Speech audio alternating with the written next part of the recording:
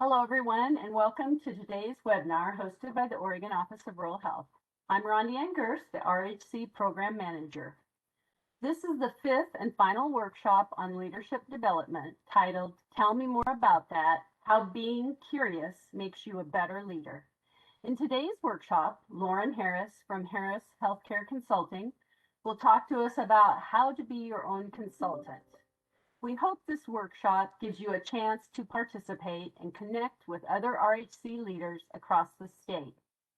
Please take the opportunity to schedule a one-on-one coaching session with Lauren to ensure you take action on next steps or to drill down on a leadership topic to improve your skills.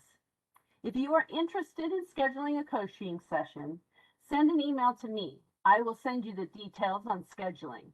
The Office of Rural Health has 9 scholarships available to cover the cost of this coaching session. It would be a great opportunity, so please shoot me an email. Lauren is passionate about medical practices and enjoys partnering with them to see them succeed. After years of honing her skills within large and small organizations of multi-specialties, including an RHC and school-based health centers, she started her own consulting practice in July of 2020. She partners directly with practitioners and leaders to provide business and operation expertise.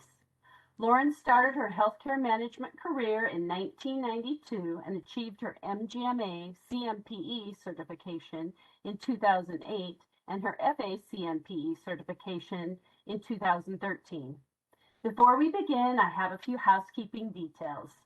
The workshop webinar will be recorded. Eric Jordan will post the slides and the recording on the Office of Rural Health website within the next few days. Thank you to Eric, who is our tech support during this workshop. If you encounter a technology problem, enter your questions into the chat box and he will assist you. You are all currently muted and can unmute yourself to speak. You can also enter your question in the chat box. Your video can remain on or off. That's totally up to you. Lauren will be happy to answer your questions at any time and welcomes your comments. And Lauren, without further ado, the screen is yours. All right. Thank you again, Rhonda Ann. It's been such a pleasure to do this over this last 4 weeks, now the 5th. I'm just privileged to have this chance to talk to you and share some knowledge, some tips, some tricks and tools. And today, we're going to move from the conversations that we've been having that are more on the personal and the interpersonal level, and we're going to dive into more of the technical skill. And all of that relates back to your complete skill set as a healthcare leader in your organization. So today I wanted to talk to you about how to be your own consultant. And our objectives for today are to learn about the categories and the specific items that should be reviewed by practice managers on a regular basis. And I'm basing these on the MGMA ACMPE body of knowledge. And as you heard, I have a certification from this group that we'll talk a bit more about that I am a huge proponent of. I think they provide some wonderful framework for leaders to just be the best you can be in your role. So we'll talk a little bit about that today. And then I also want to share with you how and when to think about partnering with outside vendors for support. So as Rhonda Ann mentioned, my career now is to be a consultant. And so I'm going to talk to you a little bit more about what vendor relationships might be beneficial for your group and how to identify those and how to move forward with creating those relationships, consultants and others. So first of all, a quote: consultants aren't called into practices when things are going well, but they should be. And this isn't from any famous person. This is just something that I say a lot. And it's so true. I think practices and physicians think about bringing a consultant in because there's a problem or because something doesn't feel right or finances are struggling or something. And I'm going to suggest to you today that consultants can be utilized in a much more effective way when things are even going well, to take things from good to great, as they say, and to encourage you to step into that role of internal consultant in your own practice. So let's start the conversation by saying, what does a consultant do? So what do I do in this role? So I look for opportunities and blind spots that a practice might be having.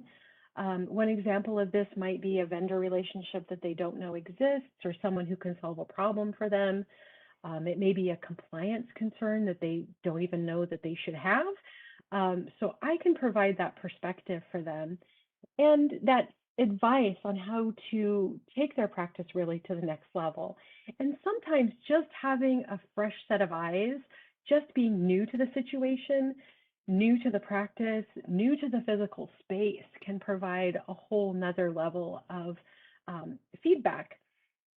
And oftentimes I'm just brought in to share best practices. So groups frequently say to me, well, how do other practices do this? Or how do other physicians handle this problem? And I can be sort of a central repository of that information and share that because I do work with so many groups all across the spectrum. And sometimes I even am able to go into a practice and validate the current state. And what I mean by that is sometimes it's as simple as going in and saying, yeah, you're doing several things right, and here's what they are, and keep doing those things. Don't change a thing in this particular area. And there's a lot of value and validation in that conversation too. So what kinds of projects are common for me? So I do startups, wind downs, in other words, practices that are opening and practices that are closing, sometimes due to mergers, acquisitions, retirements, things like that. I also do, as we've talked about, leadership development and coaching, financial assessments, operational assessments. These are all the types of projects that I work on. But what I really wanted to do is explain all of that in order to help you draw the line between what a professional consultant like myself does and what you can do in your current role as a practice manager in your own group, and why you should think about being your own consultant. So, of course, it would save costs because you're already on the payroll. So if you're able to provide some of these tools, you can save your practice money. You can build and deepen relationships with people in your organization that maybe you don't normally spend a lot of time observing or talking to. You can validate or even invalidate your own assumptions. There may be things that you think are happening a certain way in your practice, and lo and behold, when you go and you sit in that MA pod for an hour or two, or you sit with your front desk staff, you learn that what you thought was happening really isn't happening. So it can be a really great experience to do that as well. And one of the things that I recommend is that you develop a partnership or a connection or a friendship with other leaders like yourself, either within your organization or outside your organization, where you could provide this service to one another. But where do you even start? So this all sounds really great. And yeah, I'm on board and I believe that there's opportunity for improvement in my practice and there are things that I don't know that I don't know. What do I do? Well, as I said in the first couple of slides, the Medical Group Management Association has what they call a body of knowledge. And what that is it's a series of categories that we're going to dive into today that help you put a framework around the work that you do every day.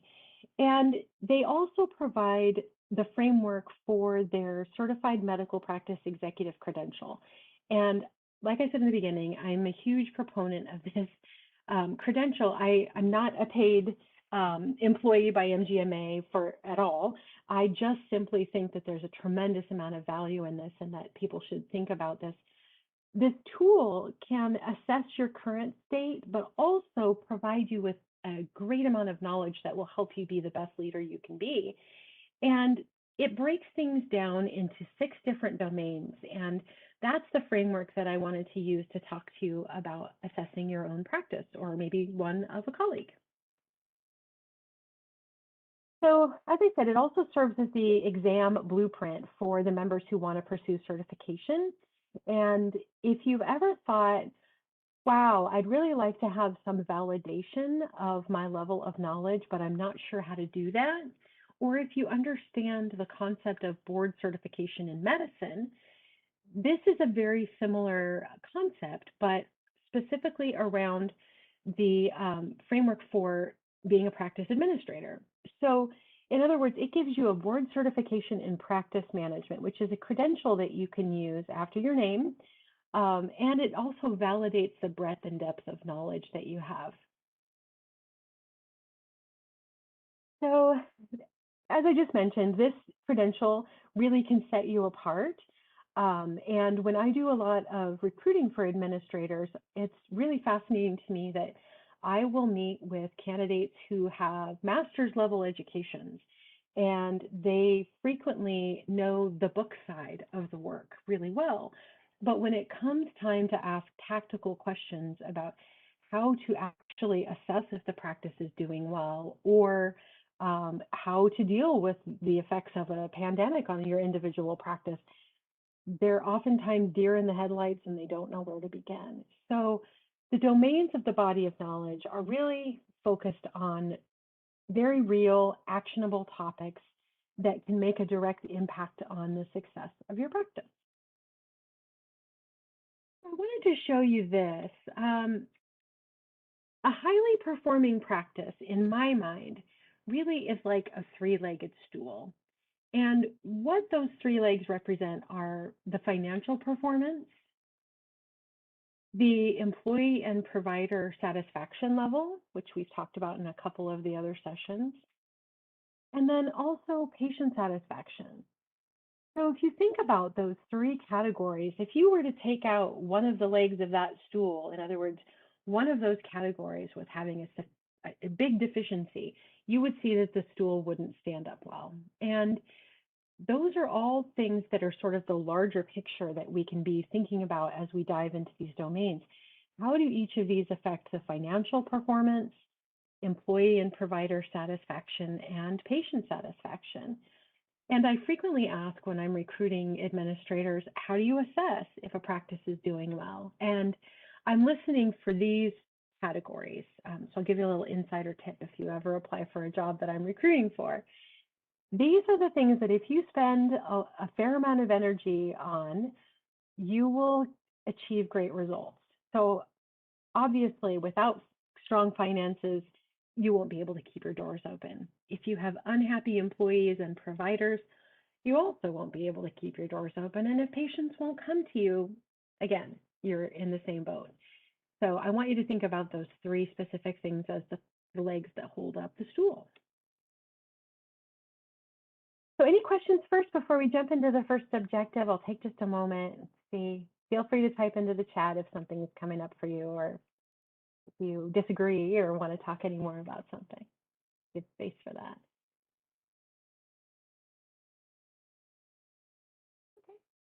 Hearing nothing, we'll keep, oh, go ahead. Nope, there's no questions, Lauren. Okay, we'll jump right ahead then. So the first objective is that we're going to dive into those categories, and then we're going to get a little deeper and a little deeper until we're into some very specific items that should be reviewed by the practice managers on a regular basis. So financial management. I picked that one first because, as I said, it's one of the legs of that stool, and it's extremely important. So when we think about that, in your medical practice, it involves really the development and the maintenance of systems around finances that ensure profitability. So we need to create some specific processes, policies and procedures, if you will, around managing financials for your practice.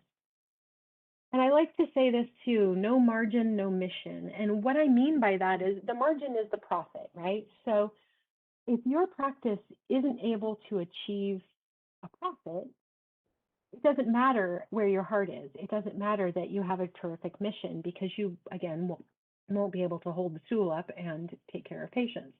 So that's how important this one is. And I think you'd all agree with that. So some of the key tasks and concepts that come up under financial management.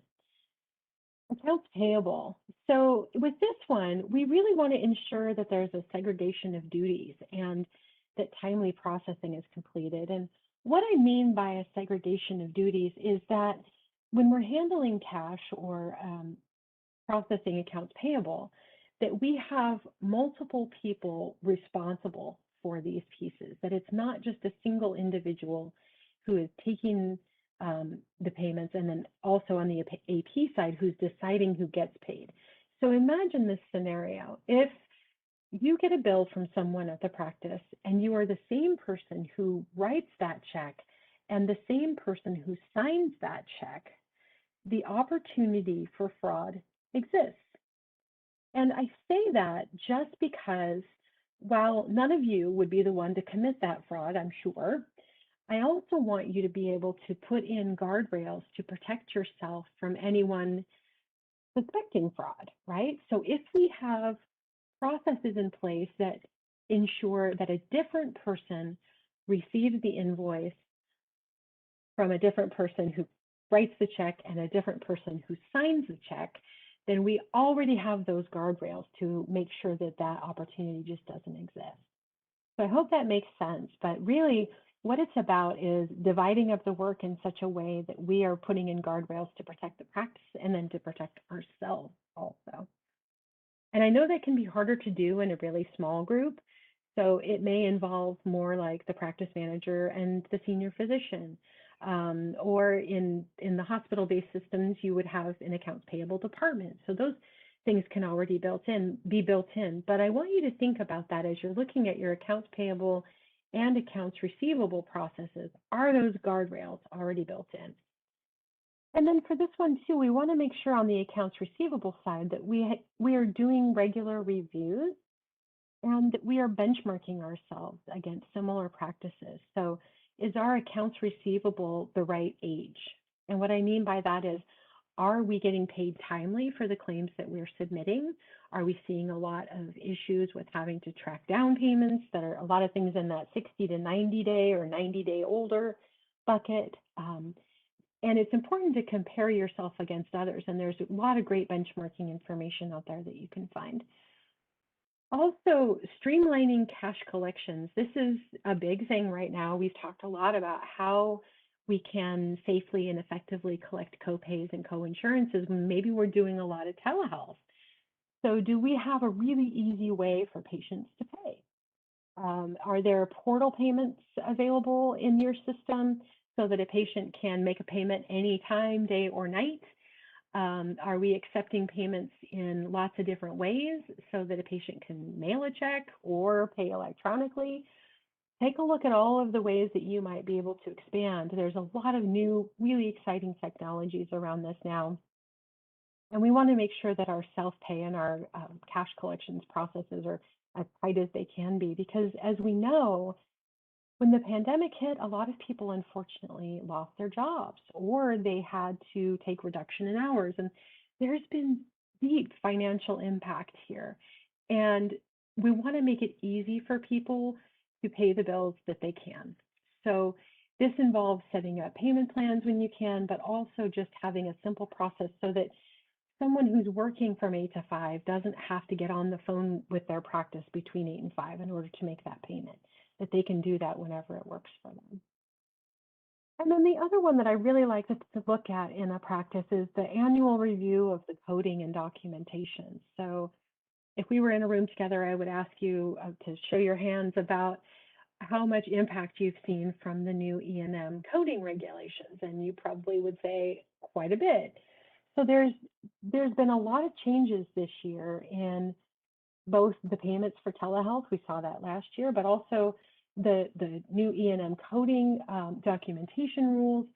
And it's a great time to be able to go back and assess how your providers are doing with their documentation and coding, and to make sure that you have a peer review process set up so that either you're having an expert look at that data annually, or you're having a medical director or another physician look at your PA and NP documentation to make sure that it's capturing everything that it should be, and that you're billing on the bell curve. So in other words, we'd like to see a lot of practices I go into, the providers are afraid of the 214s, 215s, 204, 205s. And as we all know, for E&M visits, it's now gotten a lot easier to reach that complexity level. And so we should start to see a little bit more of this on the bell curve. And as we know, we see complicated patients sometimes, and we should be making sure that we're documenting that appropriately and getting paid appropriately. So payroll, we want to make sure again that we have compliance with state laws and clinic policies. And also segregation of duties here. So maybe one person approves the time cards and another one processes the payroll to make sure that we're not setting ourselves up for any opportunities there to send checks where they don't belong, things like that. And budget. So I know a lot of groups who just don't even have an annual operating budget, and I really encourage them to do that. And even if you're basing that just on last year's expenditures as a starting point, it can be incredibly helpful to have when you're looking at how do we want to spend our money this year and how do we want to invest in our practice and what's actually priority for us. So if you haven't seen a budget lately and you're not being held accountable to a budget, make one. Make sure that you are and that you're starting to have those conversations and that you're looking at all of that data every single month. So also on the financial side, we want to make sure that on our accounting system that we have our revenue and our expenses allocated correctly, and that we're making sure that productivity and compensation benchmarks exist for physicians and even staff. And that's a harder one, I know, to wrap our heads around. We pay our staff an hourly wage, but as we've talked about before with employee engagement, bonuses can be really motivating. They may not be the reason someone stays in a job, but they can absolutely help someone feel valued and rewarded for the hard work that they do. So I always encourage practices to look for opportunities for bonuses or reward for the hard work that's done in their office and productivity. Contracting. So just because you're a rural health clinic and you're getting the certain payments from Medicare and the wraparound and all of that, that doesn't mean that you wouldn't necessarily have to think about this. So let's assume that you also have commercial payer contracts that allow you to see patients under their plans. Those you need to review every year. You need to be looking for opportunities to renegotiate those rates. I do this a lot where I come into groups and they haven't talked to the payer for years. I can tell you this much, if you don't bring it up, the health plan won't either. They will be perfectly happy to pay you 2017 rates as we come into 2021. So make sure that you're looking at that. And if there are opportunities in your area where you have, let's say, a large employer that has a particular commercial plan and you haven't spoken to them in a little while about making sure your contracts are up to date, that is a big one to check regularly, and to look at your payer mix. And I like this term too, this hassle factor. So as you're looking at which plans you want to do business with and which ones you want to promote in the community and doing more business with, think about the hassle factor involved. So are there particular plans that require a tremendous amount of work on your side, or they want to prior auth everything? Those might be the ones that you want to attain the highest rates from if you can. Or you may even want to consider not working with those particular plans. Audits. So that feels like a scary word, I know, to a lot of people, but really all it means is a regular review, a scheduled review of all of your financial workflows. So being able to take a step back and actually make sure that what you think is happening is what's really happening is super important on that financial side, especially because there's so much opportunity there for things to go sideways and for that leg to fall out from that stool. So before we jump into our second body of knowledge, HR management, I'm going to take a breath and just give another space for questions around the financials and being your own consultant with those categories.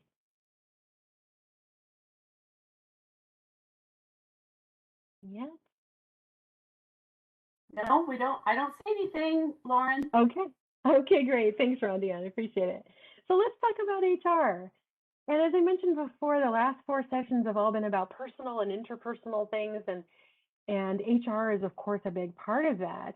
So really what this means is that we demonstrate effectiveness with our staffing strategy, with our recruitment and retention planning and training, that we have an established performance evaluation process that we regularly follow, and then also that you have a personal commitment to enhance your knowledge base because as you know, HR laws change, and we've all seen that a lot, especially this last year. There's been some new stuff that's come out with the FFCRA, with rules around leave.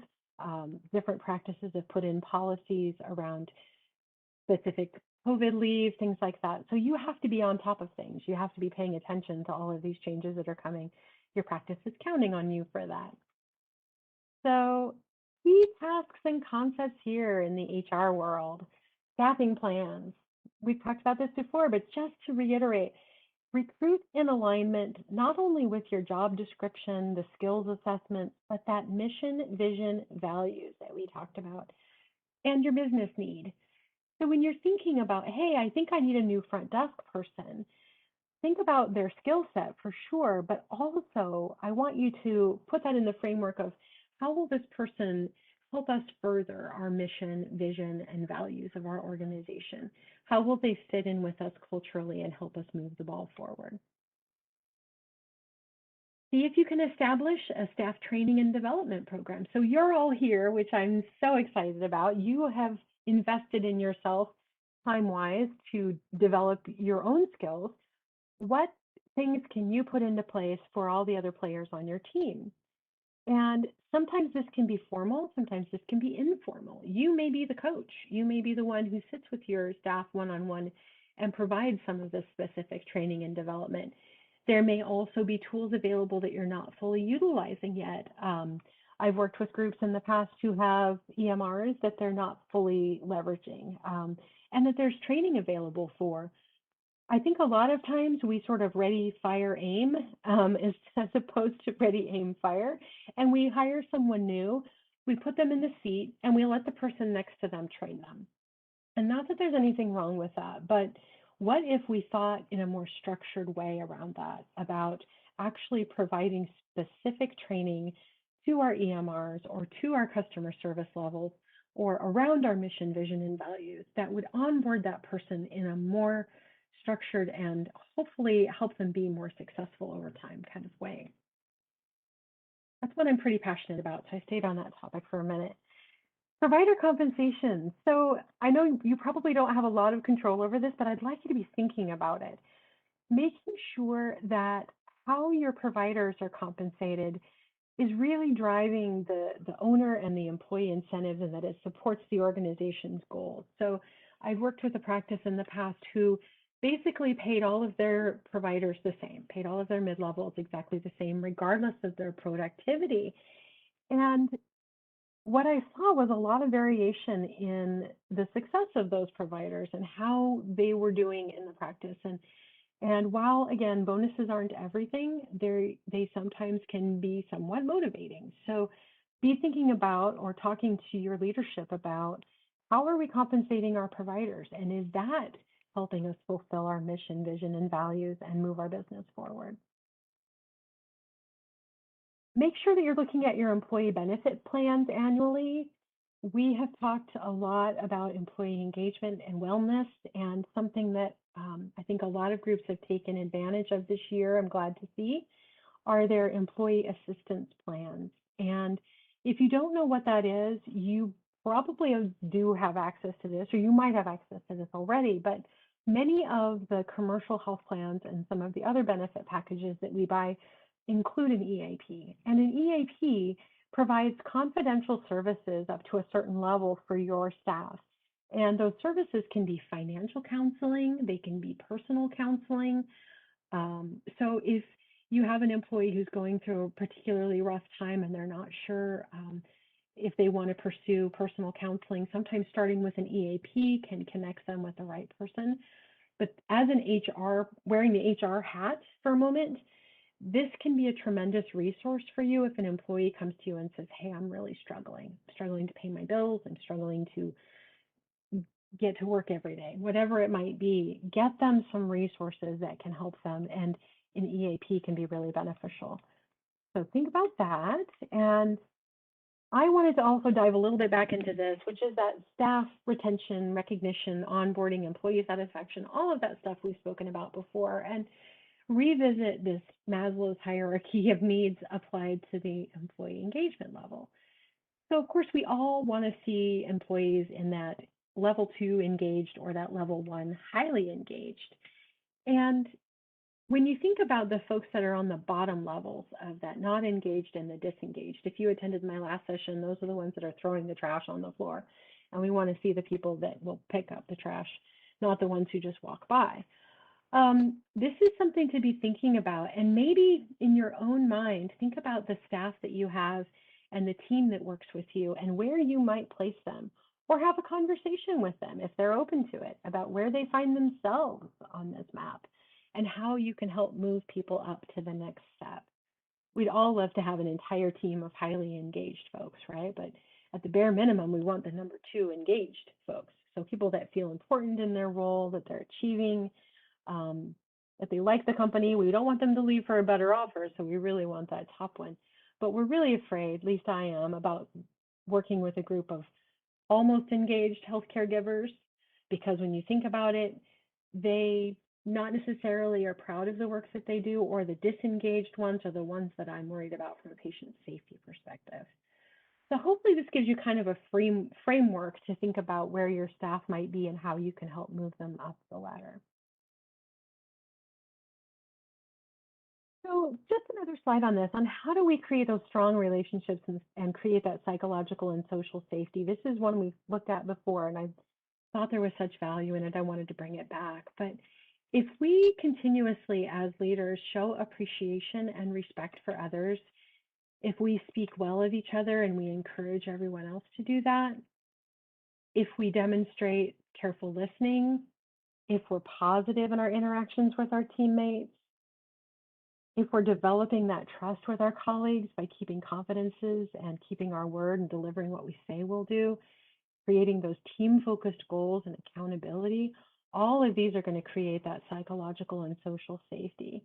And then if we are communicating consistently with one another, and by communicate, I'm saying over-communicate. If you think you've told everyone something, tell them again. It's okay. People would rather hear things twice than make up their own stories. So another breathing moment before we jump into number 3, operations management. Any feedback on the HR module yet?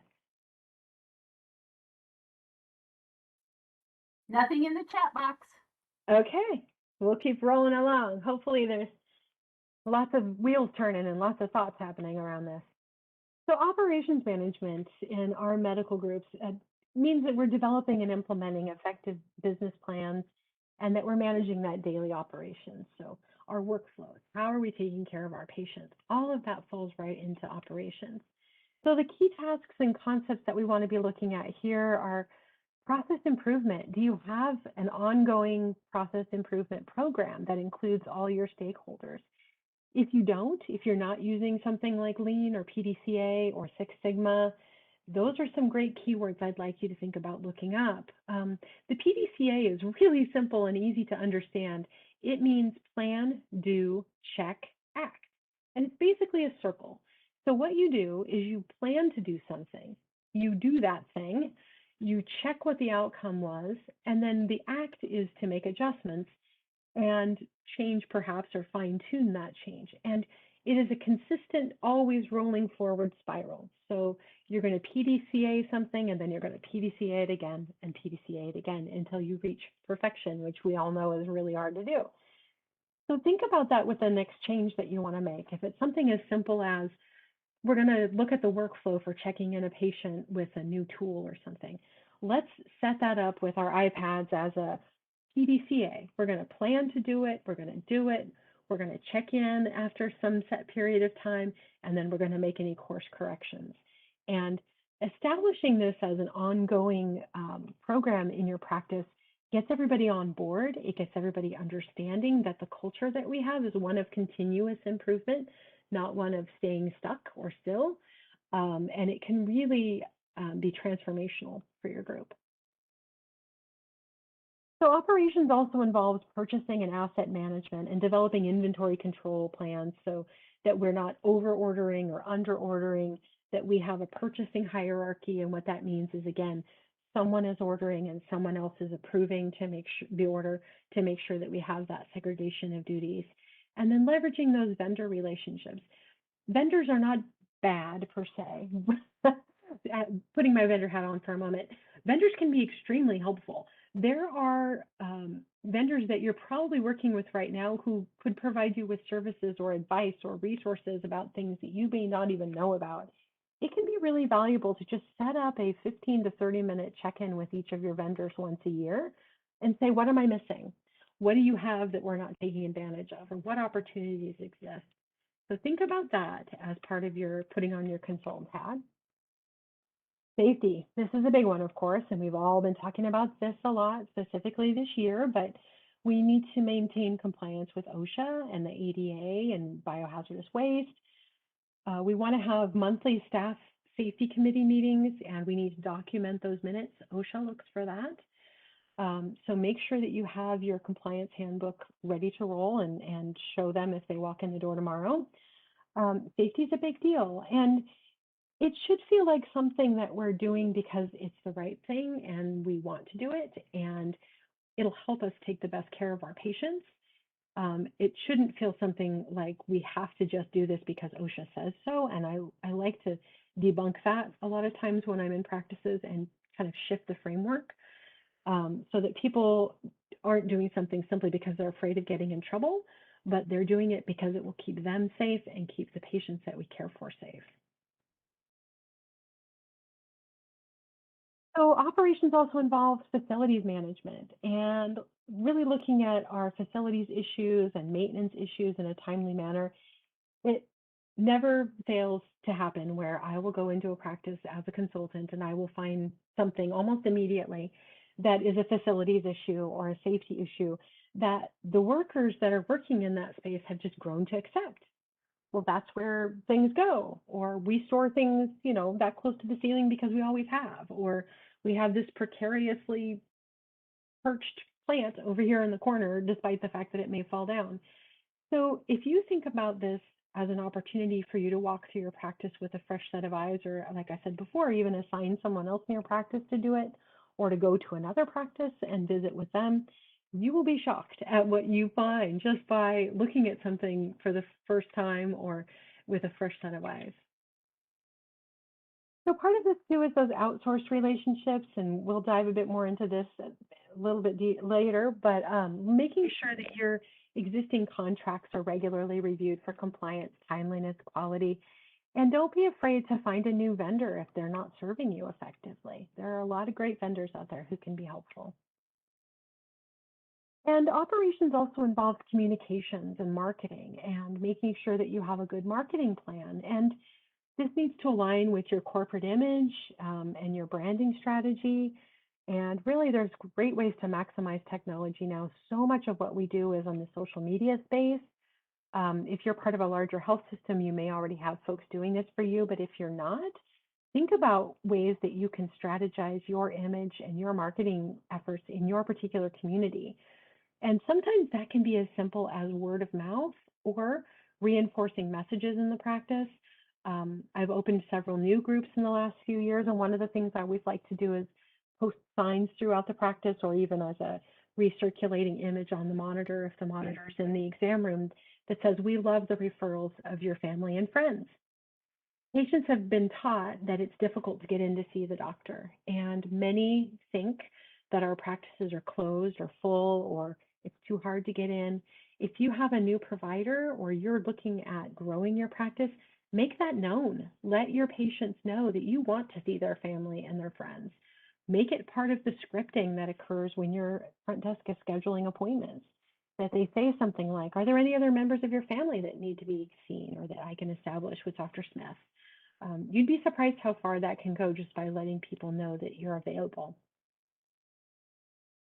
And for IT, that you're looking at a technology plan that's well established and documented every year, that you have a policy and a budget, that you're really managing the integrity of your information. Like I was just working with a group on developing a device management plan so that if laptops are going home with providers or staff for any reason, that you have a process and a documented way to keep all of that safe.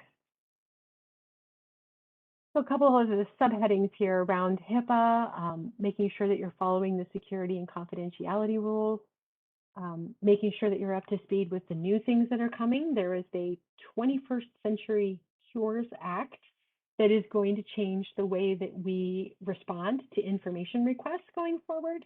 It also changes the way that we release test results. So if you haven't heard that yet, write that down, 21st Century Cures Act, and do a little bit of research and see how that affects your particular group. Disaster management. Oh my gosh, this is big. We've been through what? Fires, freezing weather, smoke, all kinds of reasons why we've had pandemic, all kinds of reasons why we've needed to really execute our disaster management plan. So making sure that that's documented, that you have something in a notebook that you can pull from and actually follow. If you have a downtime or you've had a natural disaster in your area or an unnatural one, documenting all of those things as you go through them can be really helpful too, so that you learn better next time. So what does this really mean? So we've talked a lot about kind of concepts and some of the higher level things that you should be looking at. But as I think about this and how you might actually go to your practice this afternoon and execute on some of these things, I wanted to give you some examples. So here's some sample appointment and telephone assessment team questions you could ask yourself, or you could ask your group. And if you are looking for questions like this specific to a different role, please reach out to me, let me know. I have a large database of operational assessment questions, financial assessment questions, the kinds of things that I look at when I go into practices and act as a consultant for them. But here's just a few, and I won't take the time to read every single one, but a couple ones that stick out to me are patients kept on hold for an unreasonable amount of time? Do you know what that is?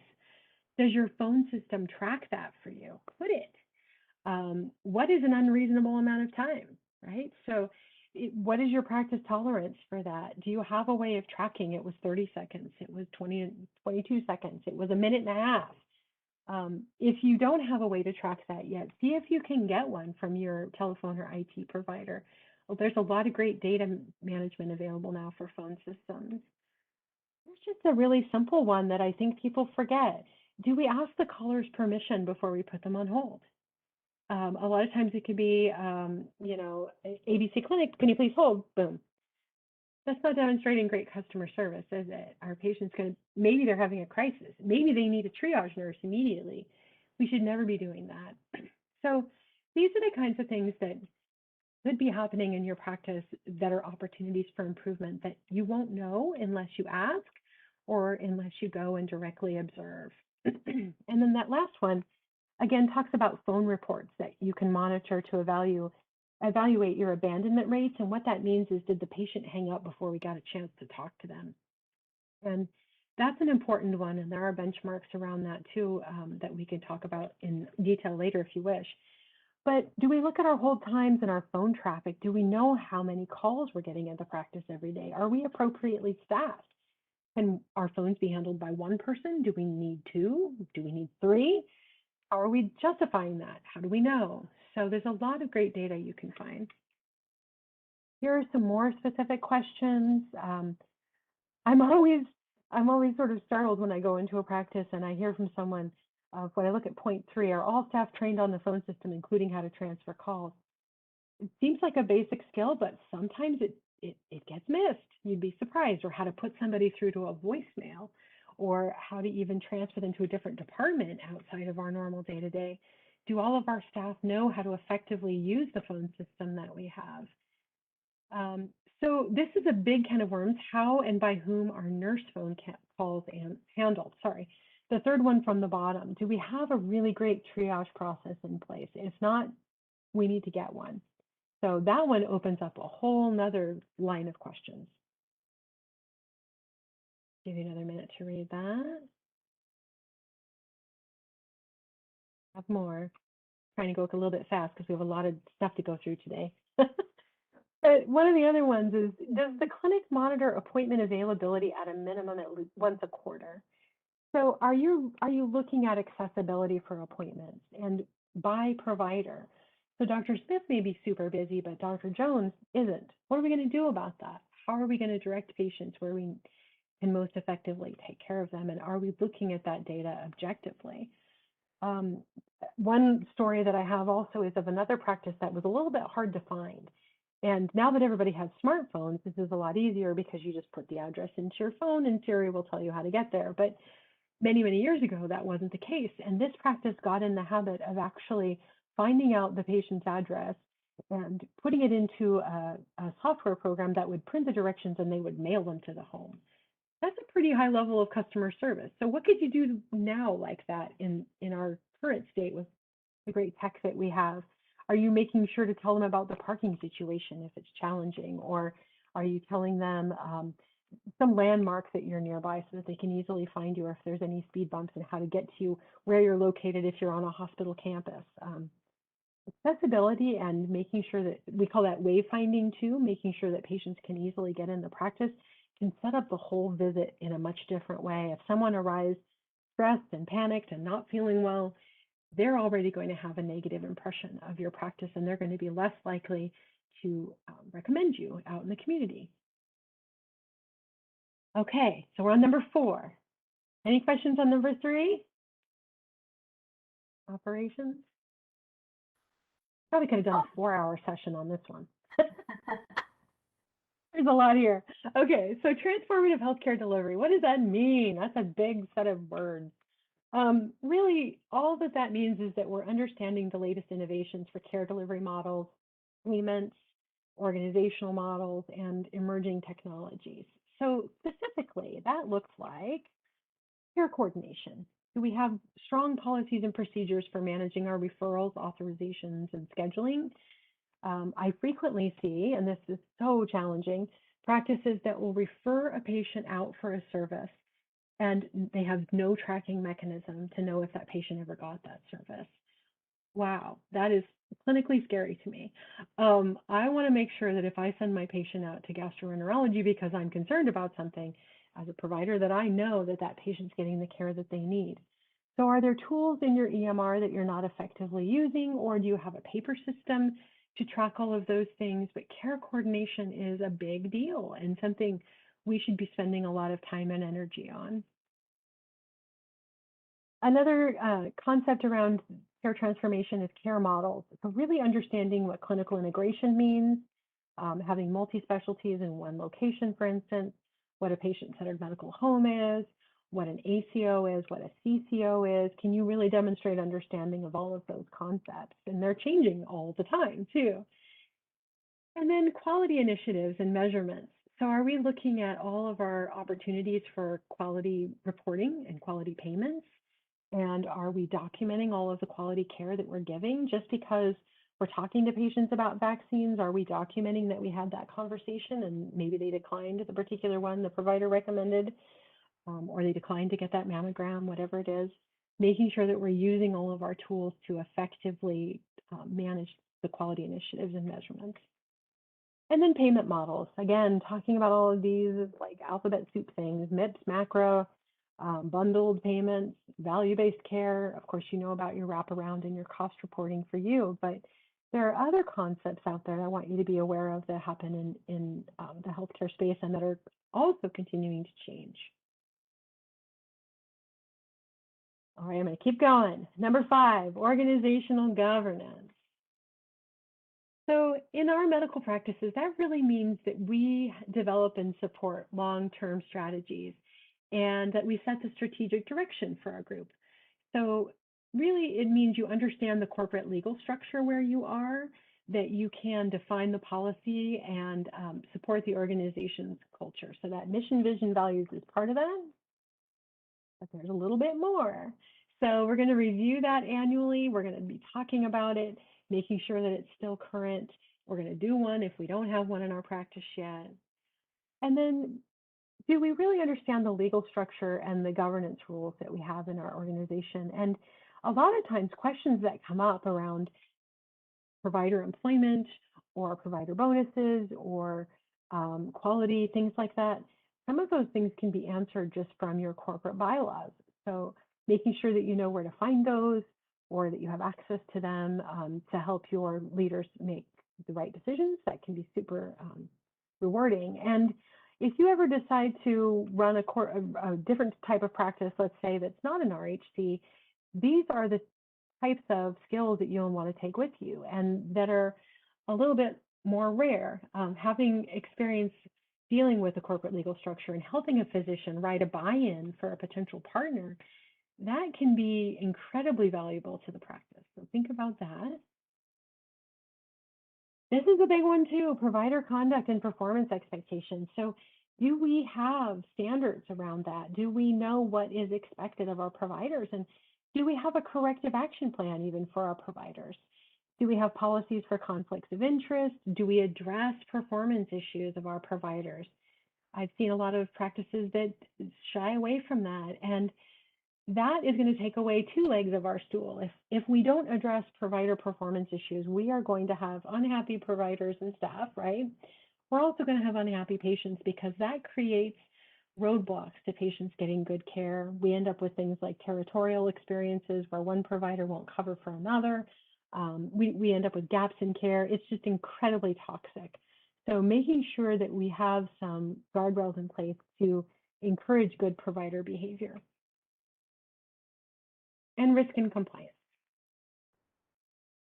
So this involves maintaining a program that really speaks to your safe environment and minimizes those adverse events that can happen and keeps us in compliance with all of the federal and state laws.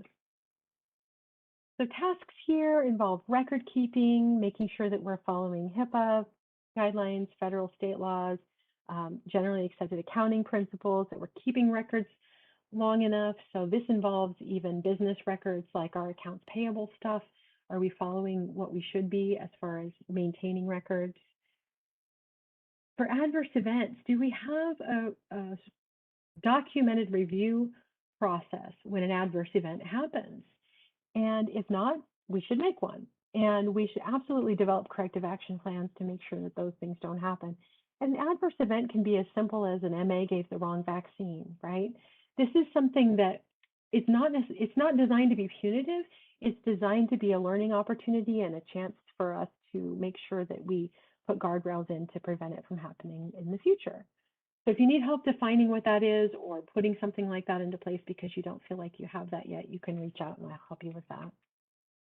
And then accreditation and licensing. Oh my gosh, we all know these keep coming back up every year for staff and even the facility.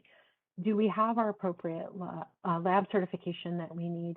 Are all of our staff certified appropriately to do the care that, or to provide the care that they are doing? And credentialing. This is related to health plans, but also your facilities too. So if your providers practice at other facilities, are they appropriately credentialed and keeping up all of their information in CAQH and everywhere else that they need to be? Okay. So I'm going to move kind of fast because we're getting close to the end, but the next step is really creating an action plan. And this slide should look familiar too, because it goes all the way back to the very first session where we talked about strategic planning and also just setting goals. So this is a tool that I like to use as I've done these assessments and I've put that consultant's hat on. I've seen these opportunities. What do I want to do for the practice? I'm going to write down that goal in the first column. I like to sort it by the domain, like we just talked about, one of those 6, because it can be helpful when you're looking at this, and I've done this in Excel. So if you want to look at all your financial tasks at one time or all your operational tasks, you can sort easily by that domain. You're going to assign a primary accountable person so that you know who's responsible for that achievement of that particular goal. If there's a co-accountable person, you can put them in the column next door, any additional resources you might need, and then set yourself a due date so that you can track all of these projects that you're working on. So again, this is a tool that I find really helpful. So setting those SMART goals, the specific, measurable, achievable is the key word, relevant and time-based goals is the key.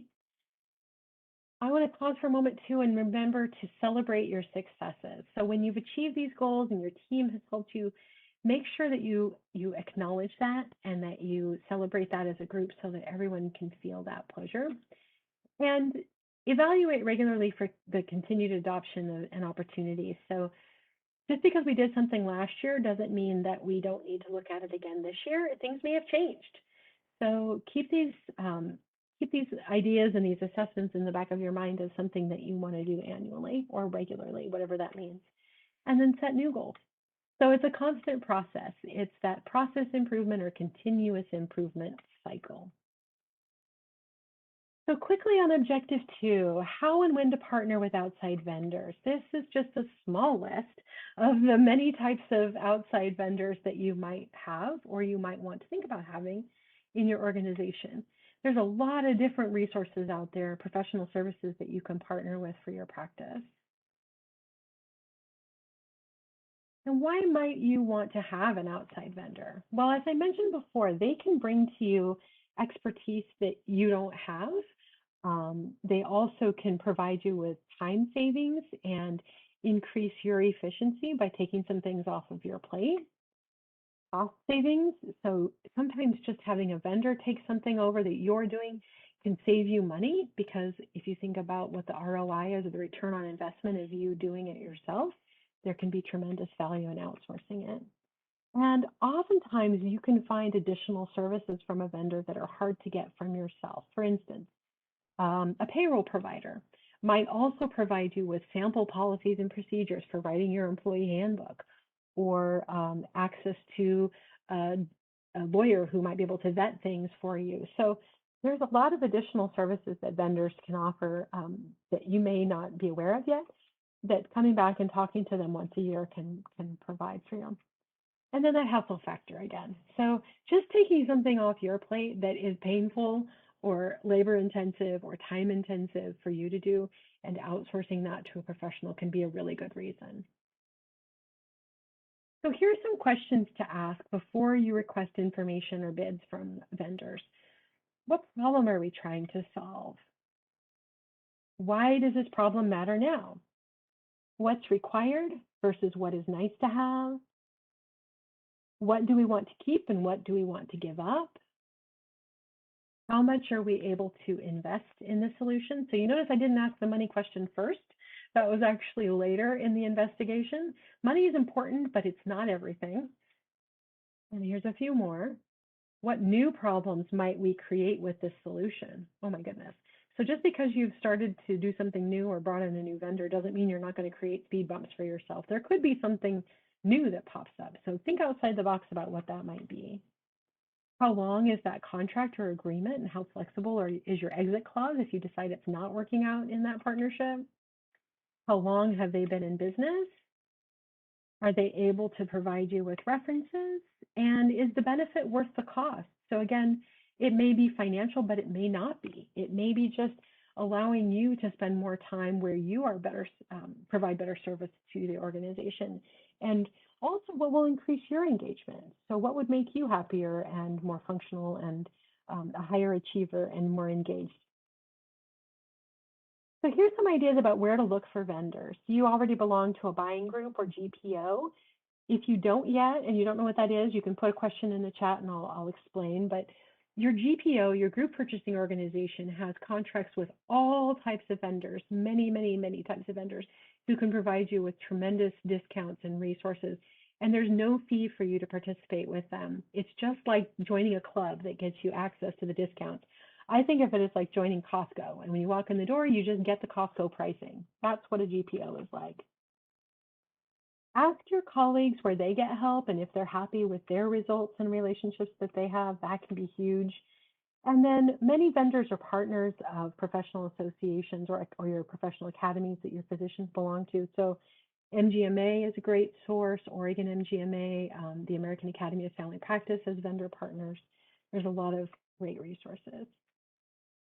So I know we're coming right up here at 12:59. I'm just going to wrap up the last few slides and give you some ideas about where to find some tools, checklists, questionnaires, other resources to get you started. And the very first one is a quick shout out to Rondi Ann and her team, and say that they have this great resource right there on their website that dives right into all of the things you need to know in the RHC space. If you expand the billing and coding tab, you'll learn a lot more about what you need to know specifically in your clinic. I love this tool, and I want to make sure you know about it. The American Medical Association has a tool called Steps Forward, And these are learning modules that you can go and do and your physicians can do and get continuing education credits for. As you can see, there's a lot of categories there under practice transformation. This is a really fun, hugely valuable, yet free tool. The American Academy of Pediatrics, if you see a lot of kids, there's some great tools in here for you too. They have a tab called Managing the Practice that has a lot of things in here around access management, as you see on the left, marketing, organizing and growing your practice, staffing.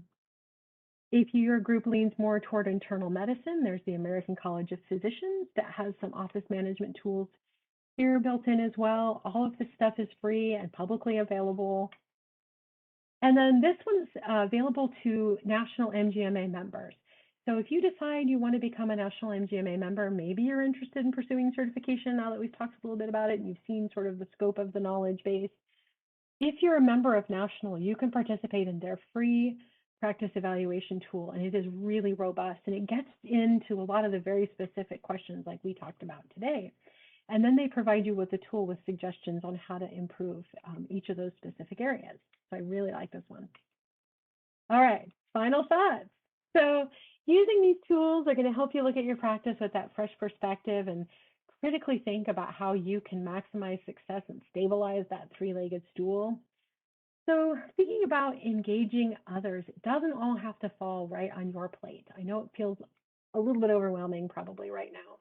A couple of ideas here would be to trade places with another manager. Maybe you have multiple clinics in your health system, or you have other colleagues that you can work with that you could exchange, do sort of an exchange program with. I also suggest utilizing employees in different roles. So what if you had a medical assistant observe your front office? What if you had a front office person observe your MAs for a while? Again, just getting out of your normal day-to-day flow and the things you're used to seeing every day will give you brand new perspective. Okay, we made it to the end. So the last thing, I want to just make sure that you understand that you can reach out to Rondianne if you want to schedule a one-on-one with me. And the coaching sessions can be designed around anything we've talked about in the last 5 weeks. So personal goals, interpersonal goals, technical goals that we talked about today, certification, whatever you're feeling passionate about. I hope that you've gotten something really practical and useful and maybe got your brain turning a little bit more out of this last 5 weeks. I know I've enjoyed it very much. So thank you. I'll turn it back over.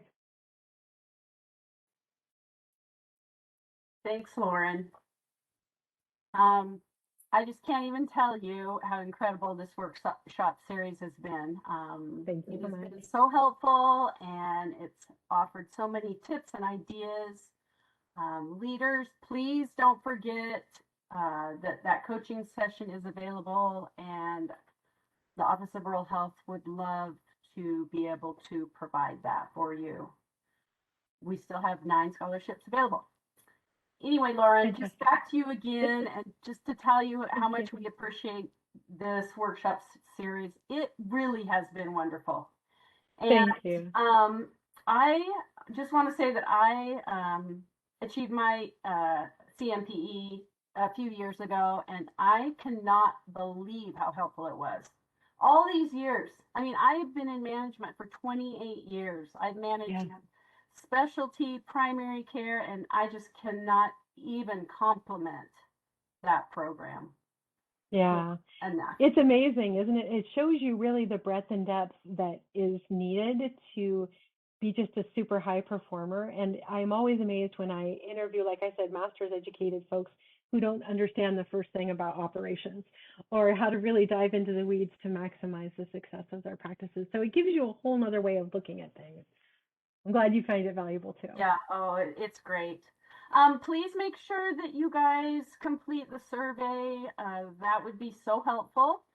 And this is the end of the workshop series. I hate to say goodbye, but I guess it's that time. Terrific. And I encourage people to connect with me if they want. There's my information again on the website or on the slide. So yeah, please see me as an accessible consultant, not one that's going to be cost prohibitive or you know, someone who's really your partner in practice management. So thanks for the opportunity. I love it. Great to see you again. Take care. Thanks, Eric. Thanks, Lauren. Appreciate all your help. Thanks, everyone. Thanks, Leslie. It was good to meet you. Take care.